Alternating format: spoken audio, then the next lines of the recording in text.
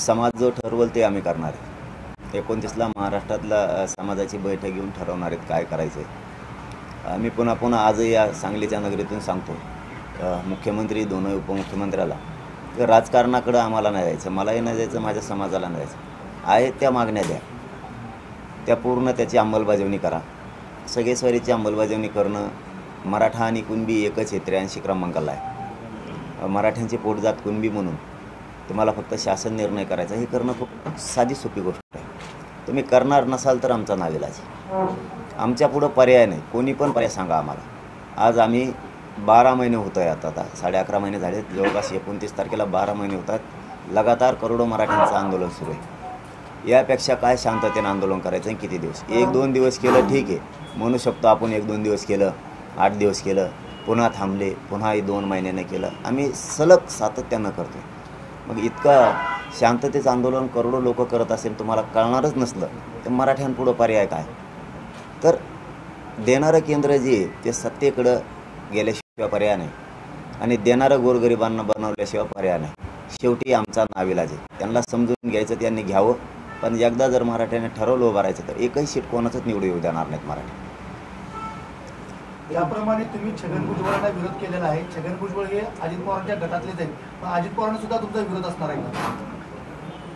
आमचा मराठा आरक्षणाला विरोध करणाऱ्या कोणत्याही जातीचा असो, तो मराठ्यांचा असो किंवा कोणाचा असो, ते नाही, मग तो कोणी असो. समजा तुम्ही 288 उमेदवार उभे केले आणि त्यात जर का त्याचाच फायदा जर महायुतीला झाला तर पुढचं काय असणार आहे? फायदा तोटा हा सांगता येत नसतो. त्यांनाही नाही ना आम्हाला पण. आता सर्वसामान्याला वाटतंय की या लढ्यात आपण सहभागी झालं पाहिजे, सत्ता परिवर्तनाच्या लढ्यात आपण सक्रिय झालं पाहिजे, हे प्रत्येकांनाच वाटतंय. नेते प्रत्येक जातीत आहेत आणि प्रत्येक जातीनं सामान्याने ओळखलं. जसं मराठ्यांनी ओळखलं आपलं कोणीच नाही, तसं सगळ्याच जातीतल्या लोकांनी ओळखलं आता की आपले नेतेसुद्धा काही कामाचे नाही. सर्वसामान्य सगळ्या जाती एकत्र यायला लागल्यात. त्या तुम्हाला 29 ऑगस्टला दिसतील आल्यात की नाही. त्यामुळं पडायचा आणि याचा विषयच नाही. तर मला खात्रीनं सांगतो, मी सीटच येणार नाही त्यांचं. जर मराठ्यांचा 29ला निर्णय झाला तर सगळ्या जाती धर्माचे लोक एकत्र येऊन हे लढा जिंकणारे, सामान्य लोकांच्या हातात सत्ता देणार. तुम्ही एखादा पक्ष स्थापन करून निवडणूक लढणार का स्वतंत्र एखाद्या बॅनर खाली निवडणूक लढणार? आम्हाला राजकारण नाही ना करायचं, त्याच्यामुळे पक्ष नाही. सगळे अपक्ष. नाव ठेवावं लागेल ना. अपक्ष नाव आहे ना, कोणत्याच पक्षाचं नाही असं सामान्य महाराष्ट्रात एकच चिन्ह घ्यायचं असेल काय गरज नाही, करावं लागेल. चिन्हावर काय नसतं. ज्याला नवीन चेहरा द्यायचा आहे, ज्याला पारदर्शक चेहरा द्यायचा उमेदवार म्हणून पक्षाला, मग त्याला जनतेपुढं जायचं आहे. हे स्वच्छ प्रतिमेचं आहे, याला मतदान द्या. आमच्याकडं मतं ऑलरेडी आहेत. आम्हाला काय चिन्ह कोणचं असलं तरी गरज नाही. आज घराघरातल्या मराठ्यांनी त्यांना नुसतं कळालं बी तरी त्यांचा पाठ झाला म्हणायचं. म्हणजे तुम्ही पुरस्कृत करू शकता काय उमेदवार? अपक्ष सगळे अपक्ष पुरस्कृत करू शकतात. हो. दक्षिण महाराष्ट्राचा दौरा तुमचा, या दौऱ्यामुळे बरेच प्रस्थापित मराठी नेते असतील किंवा इतर नेते असतील सगळे नाराज होत आहेत. कारण काय तुम्ही त्यांच्या अस्तित्वालाच आव्हान देता या दौऱ्याच्या मार्फत. तुमची नेमकी भावना आहे का की तुम्ही प्रस्थापित मराठ्यांना आसरा देण्यासाठी हा दौरा केला, काय गोरगरिबांची लाट सध्या केला? त्यांच्या नाराजीला मी काय करू शकत नाही. माझ्या समाजाच्या नाराजीचं काय? आमचा प्रश्न कोण सोडणार? तुमच्या दूर करायला आम्ही काय ठेका नाही घेतला. माझ्या समाजाच्या अडचणीचं काय, माझ्या समाजाच्या नाराजीचं काय? आणि यातून एक सिद्ध झालं की यांनी विनाकारण गटं पाडली होती. जसे पक्षात गटं पाडले तसे यांनी मराठ्यांच्या महाराष्ट्रात विभागात गटं पाडले होते. आमचं काहीच नसताना सुद्धा दाखवत होते की मराठवाड्यांचं पश्चिम महाराष्ट्राचं जमत नाही, किंवा पश्चिम महाराष्ट्राचं खानदेशचं जमत नाही, कोकणचं किंवा विदर्भ मुंबई विभागाचं जमत नाही. हे कोणी सांगितलं यांना की आमचं त्यांचं जमत नाही म्हणून? तुमच्या स्वार्थासाठी तुम्ही काही पण द्वेष पसरणार. जनता कशी ऐकल? शेवटी पश्चिम महाराष्ट्राचं, मराठवाड्याचं, विदर्भाचं रक्त एक आहे ना. कोकणचं असो, मुंबईचं असो, आमचे सगळं माणसं आहेत ना. आम्ही का मराठवाड्यात जाणारा राहते? आमचं सगळं बीडीओवर आमचे त्यांचे नाते आहेत. आम्ही मराठा आहेत, आमचं रक्त एक आहे सगळ्यांचं, विदर्भापासून मराठवाडा, कोकण, खानदेश, पश्चिम हे स्वतःच्या स्वार्थासाठी विनाकारण आमच्यात द्वेष दाखवतात, पण आमच्यात कसलाही द्वेष नाही आहे. पश्चिम महाराष्ट्रच काय, सगळा महाराष्ट्रातला मराठा एकजूट आहे आणि कायम राहणार आहे. आरक्षण जर नाही दिलं यांचा सुपडा साफ करणार आहेत मराठी. तुमचं असं म्हणणं का सरंजाम मराठीचे पारंपरिक मराठी नेते आहेत आता, ते आपल्या सामान्य मराठीच्या रयत मराठ्यांपेक्षा त्यांचा संपर्क तुटलाय आता? नाही, संपर्क नाही तुटला. त्यांचा स्वार्थ जागा झालेला लोकांच्या लक्षात आला. संपर्क कसं तोडतील ते? संपर्क तर चालूच आहे ना त्यांचा. हे काय असा या विभागात भेद आहे, त्या विभागात भेद आहे, दुसरा संपर्क चालू आहे त्यांचा.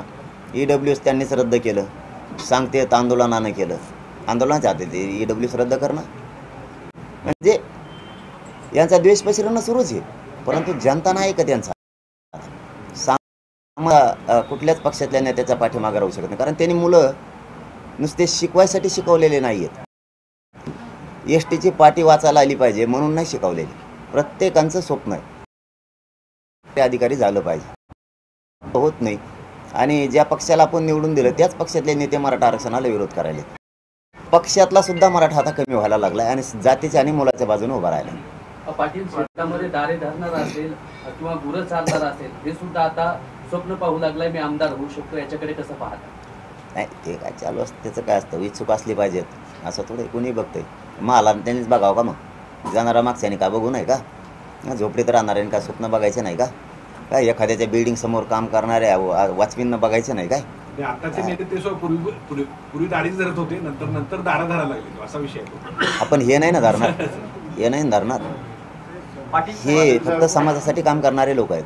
पाटील साहेब, तुम्ही आता फार महत्त्वाचं स्टेटमेंट केलं आहे की प्रस्थापित नेते समजा मराठी जरी झाले अंतवार भांडण लावून आपलं राजकारण केलं परत लावले. मराठ्यातला विदर्भातला मराठा मराठवाड्यातला याच्याशी एक होऊ दिला नाही.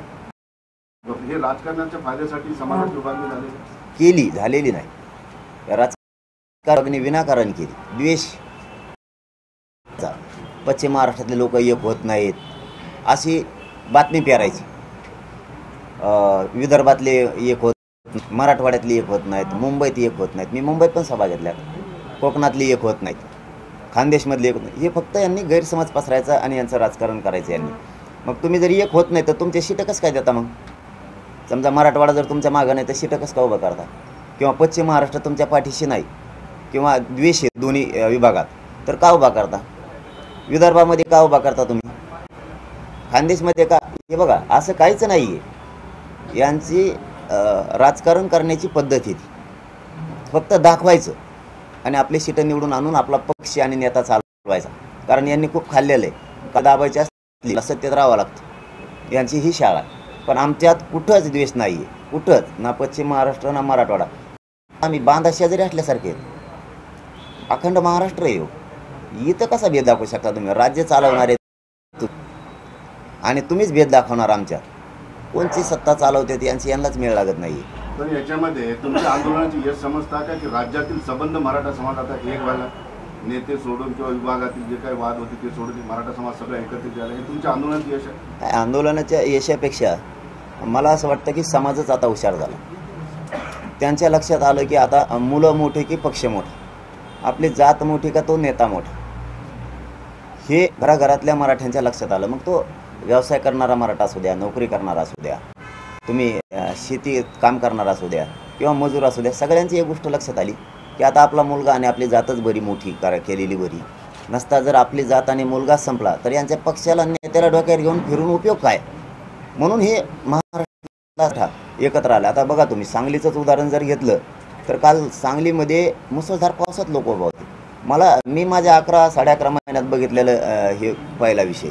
खरंच कौतुक करायला लागेल ह्या नाशिकच्या सांगलीच्या बांधवांचं की. आणि त्यांना विशेष म्हणजे सांगायलासुद्धा वेळ मिळालेला नाही आहे. म्हणजे मला जी रात्री माहिती मिळाली की गावोगावी जायलासुद्धा वेळ मिळाला नाही. पूर इतका होता 15-20 दिवस की त्यांना जायलासुद्धा जमलं नाही, तरीही इतक्या लाखात मराठा समाज एक पडला. म्हणजे याच्यातून सरकारनं बोध घेणं गरजेचं आहे की मराठा समाज घराघरात स्वतःच्या मुलं मोठ्या करण्यासाठी आता एकवटला आहे, पक्ष मोठा करायला नाही. आणि पक्ष मोठा करायला, नेता मोठा करायला मराठ्यांनी पुढं पण होऊ नये. आता जात आणि मुलं मोठं करायला ताकदीनं पुढं व्हावं ही विनंती माझी. पाटील साहेब, गेल्या 15 वर्षात राजसाहेब ठाकरेंनी अत्यल्प जागा उभ्या केल्या विधानसभेत, पण आता ते 225 जागा त्याची मोठी तयारी चालू आहे याबद्दल आपल्याला आता मी काय करू मग? आता 25 लढा नाही तर 500 लढा, आम्हाला काय देणं प्रकाश घेणं. आंबेडकर साहेब तुमच्या बरोबर होते पूर्वी, म्हणजे तुम्हाला पाठिंबा दिला, नंतर असं काय घडलं की ते तुमच्यापासून जाऊन आता मराठा आणि कुणबींना मतदान करू नका असं सांगायला लागले? त्याचा शोध मला लागा ना. तुमचं काय झालंय, तुमचं काय नाही. आकलन काय आहे, काय काय असेल याच्या मागे? नाही मग आमचे हे बघा, ते काय झालं नाही सांगता येणार, परंतु इच्छा असते प्रत्येकाची आणि भावना असते. आमची भावना आणि इच्छा अशी आहे, सामान्य वंचिताला आणि मराठ्यांना, गरजवंताला, सगळ्या जाती धर्मातल्या लोकांना असं वाटतंय की आता गोरगरिबांची लाट आली. कोणाची तरी लाट येत असते, कोणत्या नेत्याची येते, कोणाची तरी पक्षाची येते. आता ही गरिबांची लाट 75 वर्षात पहिल्यांदा आली. आता गोरगरिबांचं म्हणणं असं आहे की सगळ्यांनी एकजुटीने राहिलं पाहिजे आणि हे लोक राजकारणी पूर्वीचे सगळे हाकालले पाहिजेत आणि गरिबाच्या हातात सत्ता दिली पाहिजे. ही भावना मात्र आम्ही त्यांच्यापर्यंत पोहोचतोय. गरजवंतांची भावना त्यांनी लक्षात घेतली पाहिजे आणि सध्याच हीच वेळ आहे आता एकत्र राहण्याची. शेवटी निर्णय त्यांचा. म्हणजे मराठा सोडून बाकीचे उमेदवार तुम्ही उभा करून त्यांना पुरस्कृत करू शकता पुढच्या काळात? राखीव जागेवर तर आता मराठी निवडून देणारच, पण कोणचे? मराठ्यांच्या प्रश्नाच्या विचाराचे 100% जेवढ्या राखीव जागा या राज्यात आहेत त्या सगळ्या राखीव जागा ताकदीनं मराठी एक गठ्ठा मतदान करणार आहेत यावेळी, पण मराठ्यांच्या प्रश्नाच्या विचाराचे.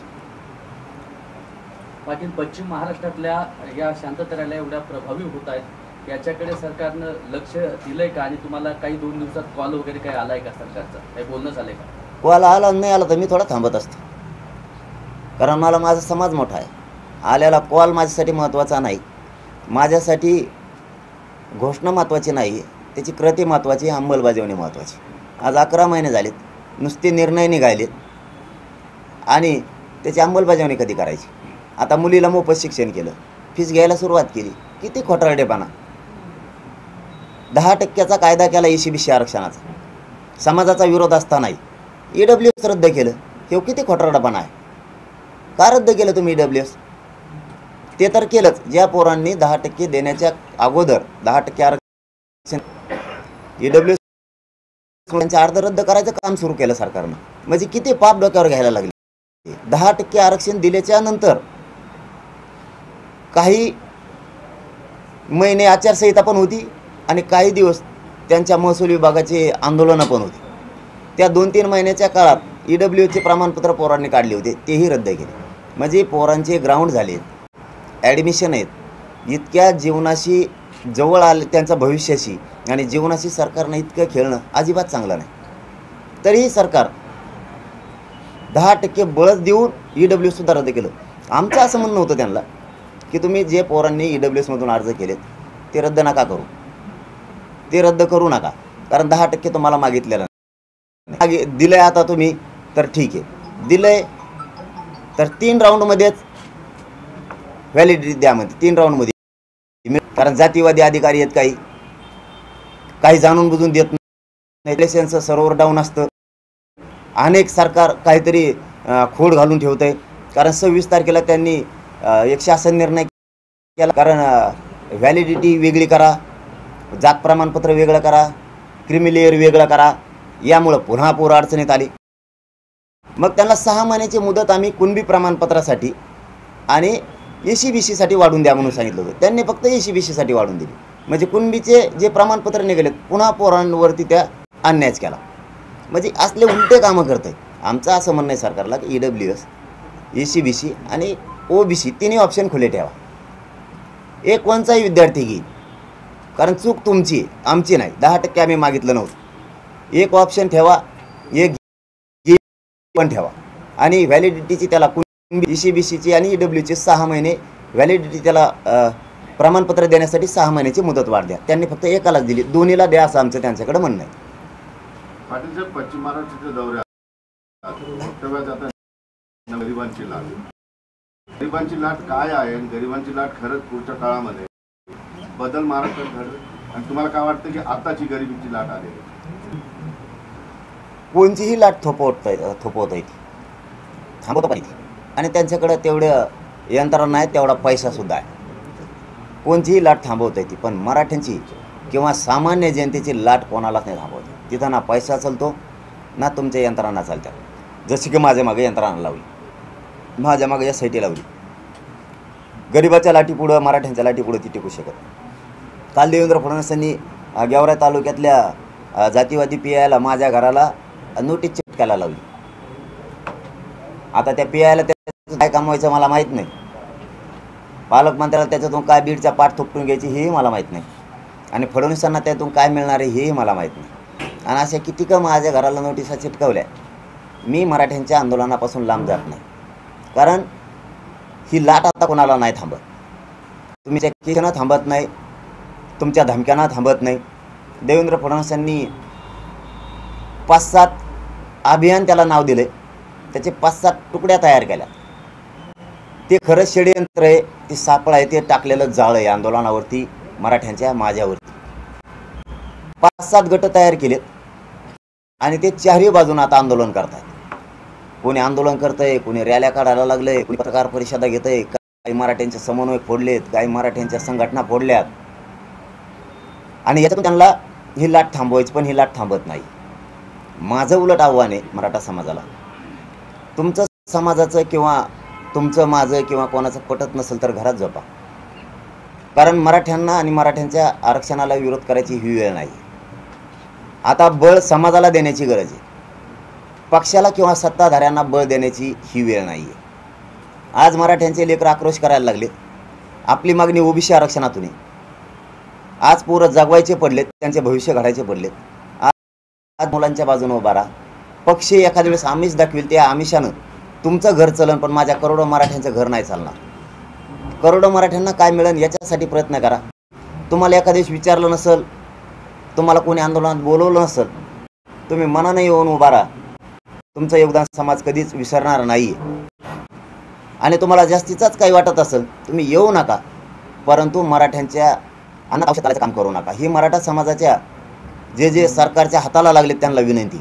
नसता समाज तुम्हाला माफ नाही करणार. तुम्हाला वाटत असेल की समाज शांत बसा, पण समाजाचा जर संयम सुटला तर त्याचं बळी तुम्हाला सुद्धा व्हावं लागणार आहे. मराठ्यांनी संयम धरलाय, त्याचा गैरफायदा मराठ्यांच्या विरोधात काम करण्यासाठी कोणी घेऊ नये. माझे हात जोडून सगळ्यांना विनंती. एकदा समाज मोठा होऊ द्या, नंतर आपल्याला एकमेकाचे गुन्हे काढायला खूप वेळ आहे. ही आज वेळ नाही आहे. मराठ्यांच्या विरोधात मराठ्यांनीच काम करायची. समजून घ्यायचं तर घ्या, नसेल घ्यायचं त्याचं फळ तर मराठा समाज भोगावंच लागणार आहे. समाजाच्या आरक्षणावर बोलता, मुस्लिम समाजाच्या आरक्षणावर बोलता, तर या गरिबांच्या लाटमध्ये हा समाज सुद्धा तुम्हाला दिसतोय तुमच्या आंदोलनात. प्रत्यक्ष उभा नसला तरी मानसिक पाठिंबा असेल किंवा ते तुमच्यासोबत येतील. त्यांना यायला लागणार. छोट्या छोट्या जातींना सुद्धा जर त्यांना न्याय पाहिजे असला तर ही गरिबाची येणारी लाट किंवा देणारा जो आता गरीब बनणार आहे तोच न्याय देऊ शकतो. श्रीमंत तो कोणत्याही जातीचा असू द्या, तो मराठ्याचा असू द्या, नाही तर कोणाचा नेता असू द्या, तो गरिबांना कधीच न्याय देऊ शकत नाही. कारण त्याचे पॉम्पलेट चिटकायला आणि प्रचार करायला कोणीच राहणार नाही खाली. त्यामुळे सगळ्या धर्माच्या गोरगरिबांनी एकत्र येणं आवश्यक आहे. कारण 75 वर्षानंतर ही संधी मिळाली आणि ही संधी जर घातली तर तुम्ही स्वतः तुमच्या मुलांचे मुर्दे पाडायला सगळ्या जातीचे गोरगरीब जबाबदार आहेत मराठ्यांसह. त्यामुळे या लाटीत सगळ्या जातीनं सहभागी होऊन आपण आपल्या जातीला न्याय देण्याचं काम करावं. आतापर्यंत बऱ्याच वेळा तुम्ही अल्टिमेटम सरकारला दिलेला आहे, आंदोलनाला पण बऱ्याच वेळा बसलेला आहे. येणाऱ्या 29 तारखेला हा निर्णायक असणार आहे. हो, मग फॉर्म भरायला उशीर होईल ना, आम्हाला उशीर करावं. हे निर्णायकच फाईट आहे. आता काय जी होईल ती बैठक दिवस महाराष्ट्रातला समाज तिथे येणार आहे. आम्ही खूप मोठं ग्राउंड बघतोय तिकडं, कारण ती दिवसभर चर्चा करूनच फायनल होणार आहे. कारण आम्ही नुसती जनता आहे किंवा सभेला खूप लोक येत आहेत म्हणून निर्णय घेणारातला मी नाही. समाज फसला नाही पाहिजे, समाजाची शक्ती कमी नाही झाली पाहिजे, ही जबाबदारी माझी. समाजाची शक्ती वाढली पाहिजे, समाजाला बळ मिळालं पाहिजे, समाजाचा कुठं अपमान नाही झाला पाहिजे, समाजाचे मान खाली होईन असं एकही पाऊल मला उचलायचं नाही. एकही. स्वतंत्र लढण्याची तयारी जवळजवळ पूर्ण झाली असं तुम्हाला वाटतं? आणि मग यांना धरून काय उपयोग होणार आहे? स्वतंत्रच करावं लागेल ना. मग त्यांचं तर आमच्यात काय बदल आहे? शरद पवारांनी मुख्यमंत्र्यांच्या आरक्षणापूर्वी काही दिवसापूर्वी भेट घेतली, त्यात तुमचं काही बोलणं झालं का? आणि महाविकास आघाडीची भूमिका जाहीर करावी असं भाजप नेते सारखं सांगतात. आता ती ढकली त्यांची एकमेकावर चाललेलं नाटक हे त्याला म्हणतो तू येत नाही, आता ते येत नाही, त्याला आम्ही जनता काय करणार? ती जबाबदारी मराठ्यांची नाही आहे. आम्ही नागरिक आहे, आम्ही जनता आहे. सत्ता तुमच्याकडे, जनता तुम्हालाच मागणार. असं कधी होतं आहे का? एखाद्या गावचा सरपंच आहे, गावात त्याला जर कुठं रस्त्यावर खड्डे पडले तर मुरुम आपण सरपंचाला टाकायला लावतो ना खड्ड्यात, का पडलेला सांगतो तू टाकीव म्हणून. जबाबदारी त्या सरकारची असते, त्यांना बोलवायचं का नाही. आम्ही कोण सांगणार आहे की सत्ताधारी आणि विरोधक एकत्र आहे, आणि आमचं जर ते दोघं ऐकत आहेत तर मग आम्हाला आंदोलन करायची गरज काय. दोघाला बसून सहाय्य करून घेऊ ना मराठ्याचं आरक्षण. आमची जबाबदारी कशी असू शकते ते येत नाहीत ना, सरकारची जबाबदारी देऊन टाकणे. मराठा त्यांना डोक्यावर घेऊन नाचन, पण त्याला शब्दच कळत नाही, त्यांना फक्त विरोध करणं कळतं. साहेब, तुमच्या आंदोलनामुळे ओबीसी मराठ्यांची मदत झाला आणि मराठा समाज हा वरिष्ठ जाती आणि ओबीसीमध्ये एकाकी पडतोय असं महाराष्ट्रात एक सामाजिक चित्र तयार होतं. त्याच्याबद्दल तुम्हाला काय वाटतं? कोण एकाकी पडतोय? मराठा समाज एकाकी पडतोय, त्यांना ओबीसी पण विरोध करतोय, अप्पर कास्ट पण विरोध करतोय आणि बाकीच्या जाती पण विरोध करतायत. तर अशा वेळेला समाजाचं एकाकी पडून नुकसान नाही का होणार? चुकीची माहिती तुम्हाला. नेते विरोध करतात फक्त, समाज नाही. गोरगरीब समाज, मराठा असू द्या, गावखेड्यातला ओबीसी बांधव असू द्या, मुस्लिम दलित असू द्या, यांचा विरोध नाही आहे. यांना वाटतं जर मराठ्यांच्या सरकारी नोंदी सापडल्यात, मराठा जर ओबीसी यादीच्या 83 क्रमांकाला कुणबी म्हणून आहे, तर मराठा हा पूर्वीपासून ओबीसी आरक्षणात आहे. जी 60% छगन भुजबळ लोकसंख्या सांगतायत त्याच्यामध्ये पूर्वीपासूनच मराठा धरून तेवढी संख्या त्यांची एकट्याची नाही आहे. तसं गावखेड्यात कुठलाच वाद नाही. हे नेते त्यांचे 10-15 आहेत का, हे फक्त विरोध दाखवतात, आणि आमचे पण 10-15 आहेत. आमचे काय शहाण आहेत असं नाही, आमचे पण त्यांच्यात आहेत. ह्या त्यांच्या आणि आमच्यामुळं आमच्या दोघं असं दाखवतात. गावखेड्यात नाही आहे. तुम्हाला माहीत असेल का नसेल मला माहीत नाही, परंतु आत्ताही गावखेड्यात आमचं एकमेकाशी बोलल्याशिवाय धकतच नाही. मराठ्यांचं त्यांच्याशिवाय धकत नाही आणि त्यांचंही मराठ्यांशिवाय धकत नाही. ही रिअल परिस्थिती आत्ताची सुद्धा. आम्हाला एकमेकाशी देवाणघेवाण सुखदुःख असू द्या, काय असू द्या. तुमच्या मागे प्रस्थापित समाज पण आहे, म्हणजे आता तुम्ही म्हणतात माझ्या मागे सामान्य आहे, पण प्रस्थापित नेते पण आहेत, सर्व पक्षी आहेत. त्याच्यातलं कोणी उमेदवारी मागायला तुमच्याकडे आलं तर त्यांना ते तुमचं पाठबळ देणार का तुम्ही? नाही, तर ते समाज 29ला ठरवलं काय काय करायचं ते. पण आमची शेवट फायनल इच्छा आहे की गोरगरिबाची लाट हे गोरगरिबाला संधी याच्यात द्यायची. पाटील साहेब, तुमच्या आंदोलनाला सुरुवातीपासून त्यांनी यावेळेस उभा राहावं गरिबाच्या पाठीमागे. पाटील साहेब, तुमच्या आंदोलनाला अनेक पक्षाशी आधी जोडले गेले. आधी शरद पवार हे आंदोलन घडवत आहेत असं म्हटलं होतं, त्यानंतर एकनाथ शिंदे तुम्हाला चालवत आहेत असं म्हटलं होतं. असे अनेक आरोप झाले. पण आता पश्चिम महाराष्ट्रामध्ये तुम्ही सर्व गोरगरीब मराठा एकत्रित करताय. आता तुमच्यावर यापुढे आरोप होईल का की तुम्ही राष्ट्रवादीचे समर्थक आहात, आपण तुम्हाला चालवते? कारण त्यांच्याच बाले किल्ल्यात घुसून तुम्ही आता सगळं उद्ध्वस्त करायचं प्रयत्न. आरोप करणार नाही, पुढे आरोप होतीलच. दोन्ही बी सुरू करणार आता, कारण दुसरं काही सापडत नाही ना. ज्यावेळेस माणूस सापडत नाही, कशात गटत नाही, त्यावेळेस त्याला बदनाम करायचं. ऐकत त्यांना फुटत नाही, मॅनेज होत नाही, मग त्यावेळेस त्याला बदनाम करायचं. हे त्यांचं काम आहे. ते आरोप कधीच काही बंद नाही करणार, कारण दुसरं सापडतच नाही.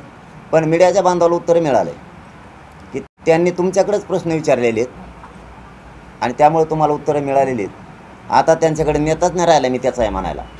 त्यांनी शरद पवार सांगितले, फडणवीस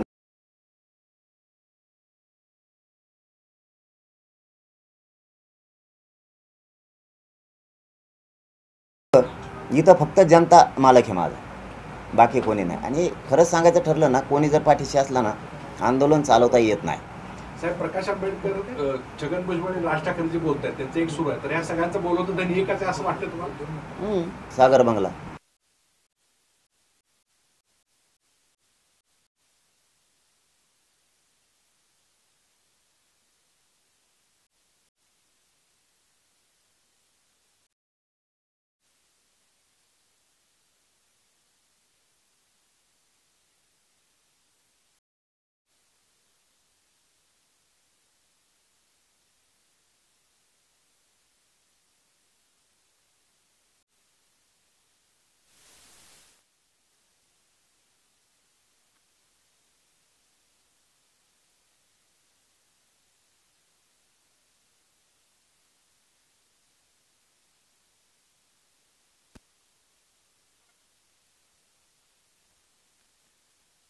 दोन नंबरवर असलेल्या मतदारसंघांवरही